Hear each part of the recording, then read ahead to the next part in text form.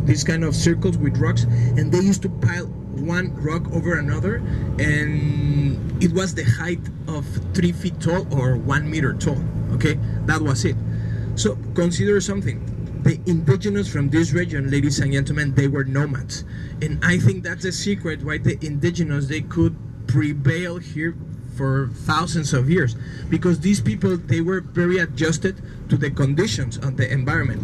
And amigos, this is not summertime anymore. This is fall or autumn, and amigos, you can feel the heat, right?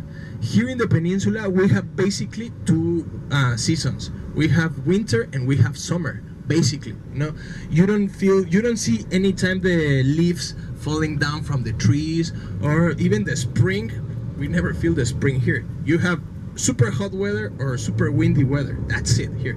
So I think that's outstanding to consider how the original indigenous, they could survive and they could adjust to the conditions right over here.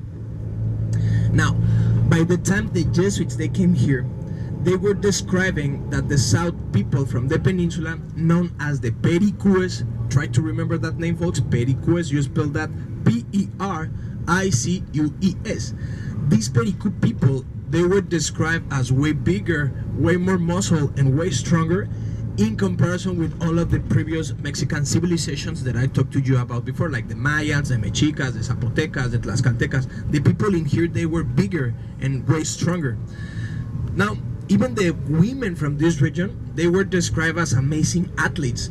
Consider something. The people from this region, they used to be in constant motion. They were moving constantly because they were always looking for the water.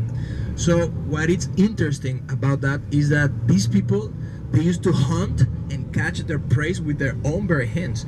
Actually, even the men, they were described to be amazing divers. And the people in here, the Pericues, the male Pericues, they could go very deep into the water and fish, once again, with their bare own hands.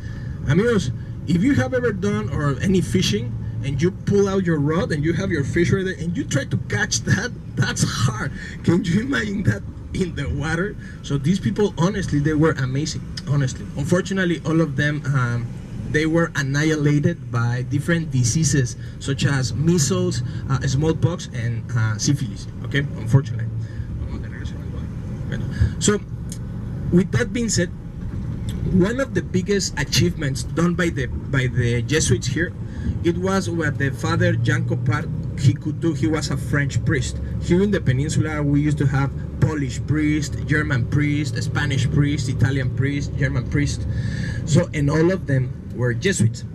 And this man, Jean Copart, he could do a basic dictionary with very basic words. He was an expert on languages and dialects.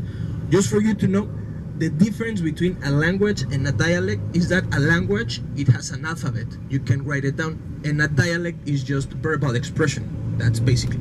So once the priests, they could establish a communication with the local indigenous, these local indigenous, they were telling their priests that the ancestors, they arrived to this region through rafts on canoes. So that's how we know, and that's also how the priests, they could determine that it was a contact between the South people of the peninsula and some Polynesians or Melanesian people doing migrations. And folks, with this, I'm not saying that the Polynesian people, they did big migrations to the peninsula. No. But we know for a fact that these Polynesians and Melanesian people, they did a lot of migrations to South America. We know these people, they arrived to the Rapa Nui Island, also known as the Easter Island, and they even arrived to Peru.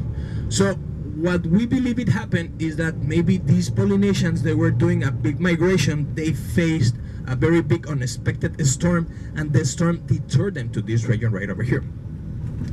Also, besides this size with their muscles and their strength, another characteristic about the local indigenous from this region, they used to be described as very violent and aggressive people. I'm talking about the Pericues. Apparently, they didn't know how to take a no as an answer. Plus, these people, they used to be polygamous, which means they used to have a lot of wives. They used to have an average in between 5 to 8 wives.